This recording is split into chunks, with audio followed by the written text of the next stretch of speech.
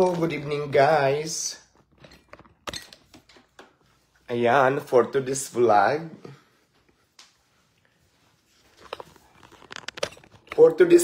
Nandito tayo ngayon sa ating teka lang, parang against the light. Ayan, hindi na pa against the light. Namili tayo ng mga laman ng ref natin. Bumili ako ng maiinom kasi nga walang laman ng aking ref. Para pag nandito ako, pwede akong ayan, mga binili ko. Lalagay natin.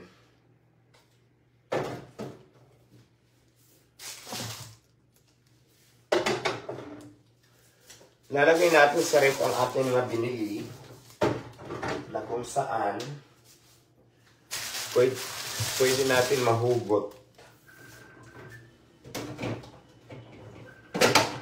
Dito ako sa aking pahingahan.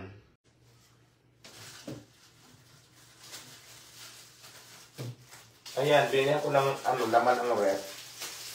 Kasi para may mga takata. Ayan, i-flex ko lang siya. Ganito lang. Ayan. Ayan siya. At ito naman ang aking room. At dito ako natutulog. Ayan. Tapos syempre may aircon yan. Ito yung yan ang tulugan ko. At dito naman yung sala. At dito naman yung sofa. At ito ang lamisa. And of course, ito yung ref, oven. At ito naman yung hugasan. Ayan. At syempre, ito yung CR.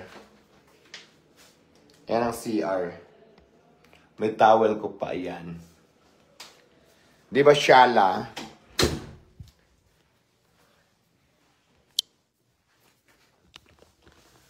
Ayan, di ba shala siya? Bukas.